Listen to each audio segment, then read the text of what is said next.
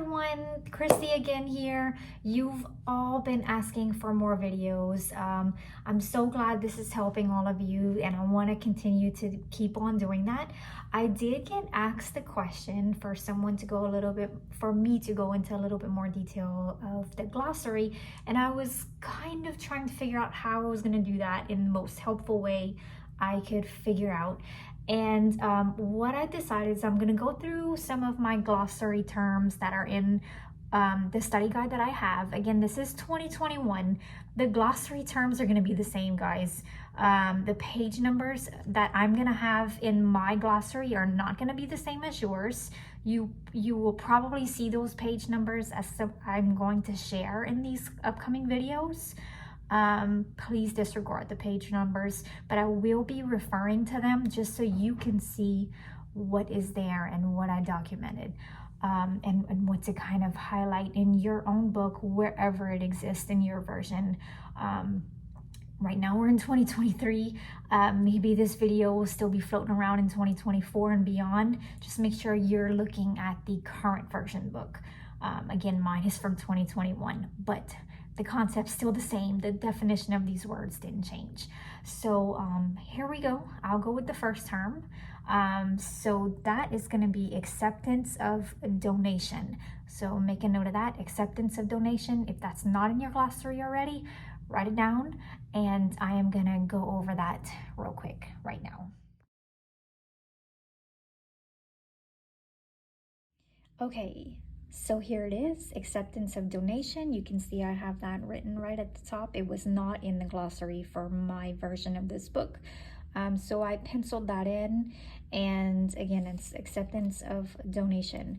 So I have 3 page numbers here. So I'm gonna go to all 3 of them so you can see what's there. We'll read it together, we'll take a look at it, and I'll give you a pointer of what we should be highlighting. So the first one is 139, then we'll go to 358 and 359. Okay, so 139 first. Let's see where we're at.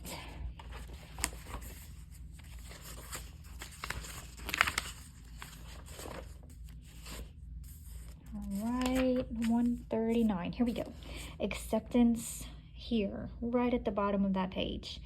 So basically it's saying that if a donation inter vivos is not accepted by the donee, it is without effect.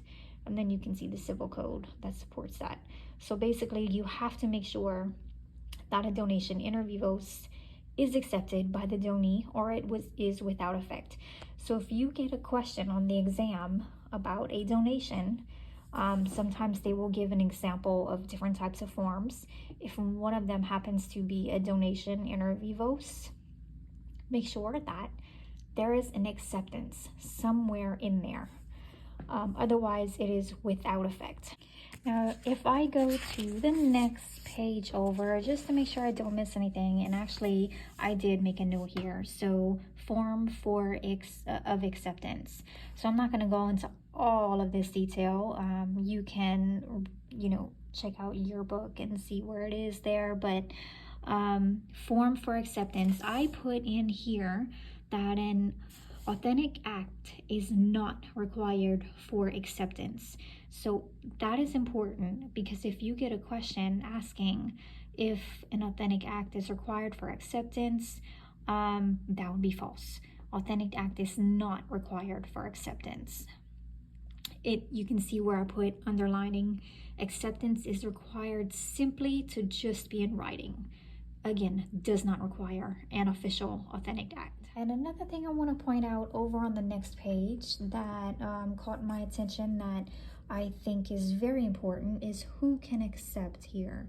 So for the who can accept, I highlighted if a donee does not accept a donation within his lifetime, his successors may not accept for him, nor can a creditor accept a donation for a debtor if the debtor refuses or neglects to accept it. So that's very important. If you don't see that somewhere, put that in your section, that if a donee does not accept within his lifetime, his successors cannot accept for him. So what that means basically, that if you see here where it says time for acceptance, it must be accepted before the donor or the donee dies. Otherwise, the donation will fail and ownership becomes vested in the donor or his heirs. So again, that's very important, and I wanted to make sure that you make a note of that as well, because that is also something that can possibly come up as some sort of form of test question. And this information, you'll see that in this book, it's under what's my part 3 civil code concepts. It is on chapter 10 for donations. So if that can help you in any way, look for your chapter that maybe talks about donations, and you should be able to find this similar information and highlight and make notes as you would like to. So let me go to the other pages, 358 and 359. It's going to go into a little bit more detail about that. Okay, so here we go, 358. And again, please ignore these page numbers. This is relevant only for this version. But these articles are still going to be the same. So you can see these articles here. I'll read this to you. Donation effective from time of acceptance, Article 1544. And it states that a donation inter vivos is without effect until it is accepted by the donee. The acceptance shall be made during the lifetime of the donor. So that means the donation does not have to be effective on the same document or on the same date or at the same exact time, but it must be accepted within the lifetime of the donor. Okay, and then we have, let's see, here on the next page.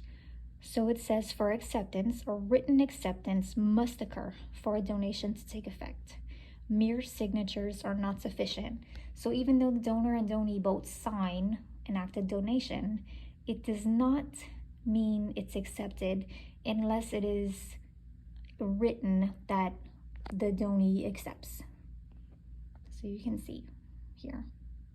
And just for reference, these additional pages that I referred to were in part 4, which is of notarial practice. It was my chapter 21 of conveyance and mortgage of immovables.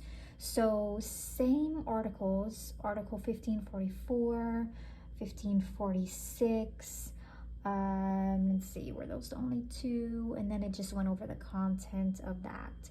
So yeah, those were the main articles, and the same articles apply for both immovables and movables. Okay, so that is what I have.